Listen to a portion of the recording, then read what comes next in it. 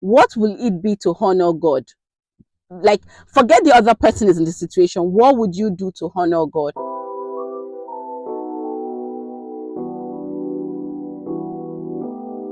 Hi guys, welcome to HIRA. I know that you must have heard this conversation plenty of times, but we're still going to continue to talk about it. There is this spirit that comes with money, mommy. I can't go out there, work 12 hours, 15 hours, sit on a table of men, argue my point or whatever, make a business deal, make money, and I come home and you're sitting in the couch watching TV and you say, just because you're the man, you have waited for me the whole day, so I should go and cook for you. Nobody will. I don't know how to explain it. It's like in every relationship, there is somebody is given. We are all given something. You are either given financial help or finance, or you're given physical help, or there is something everybody is given. You make money and you become the man. Or it's not suddenly I make money, mommy. Making the money is not suddenly. If you have, you know how it is to make money, especially like with those big elite whatever. You're having meetings. You're going for. Imagine you wake up at 4 a.m.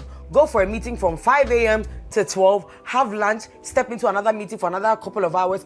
You're managing something. You're having to deal with employees like 200, 300, or even 20. Let's even just take 5 or 10. Then you come home. There's a difference between mommy. My husband went to work. We all went. We are all tired. We came home. He said he wants to see something. We'll probably buy something. But there is this money thing that you are my wife. You have to do it for me.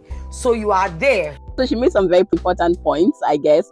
Number one, she said, when you start making money, so again, money is a very crucial factor, as opposed to probably the husband not making as much or not working at all. In this sense that, so she goes to work, works for 12 hours, works for 15 hours, and then you're coming watching television, sitting down and say, because you're a man, I should come back home and come and do all these things while you're actually sitting down watching TV. Now, the other person then interjects and says, have you become the man because you're making more money? So I think that's a very important thing. Does the money you're making change your role? But again, coming back to her point as per help, right? Should you sit down and wait for me to come back and bring money to the house and still come and cook and come and do everything?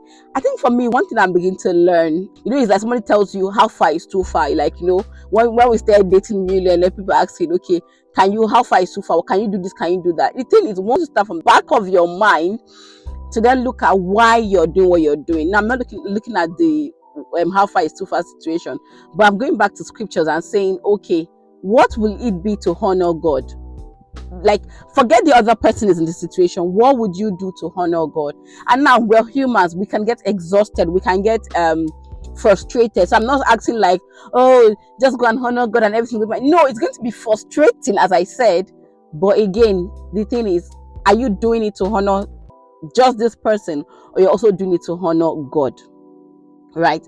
Because sometimes from our own characters, from our own behaviors, it can ring a bell to this person who, in quotes, just sits down doing nothing. You've gone out for 12, 15 hours, and then you then have to come and cook.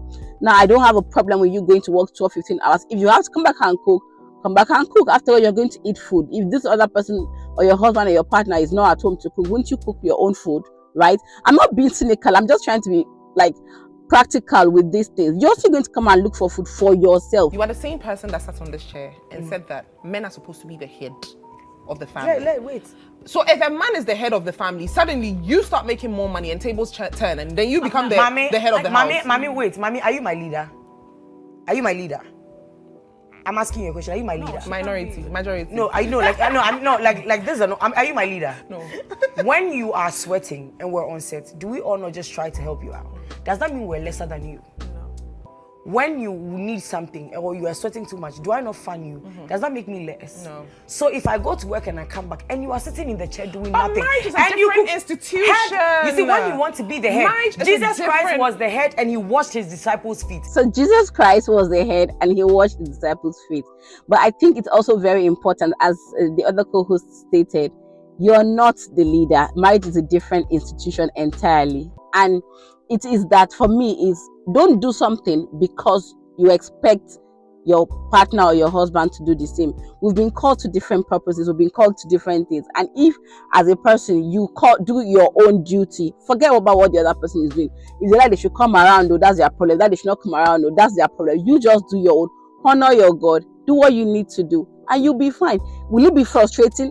I believe it will. Will it be annoying you? I believe it will. But once you keep going back to God and saying, God, help me and see me through in this situation that you have put me in. I remember, I'm not sure of the exact verse, but when we're talking about if you marry, like let's say a woman, a woman who is in Christ marries an unbeliever, it says by your own character you will be able to draw that person back to you. So it's not a I do, you do, you do, you do. And that's why a lot of people keep getting angry and say, oh, marriage is 50-50.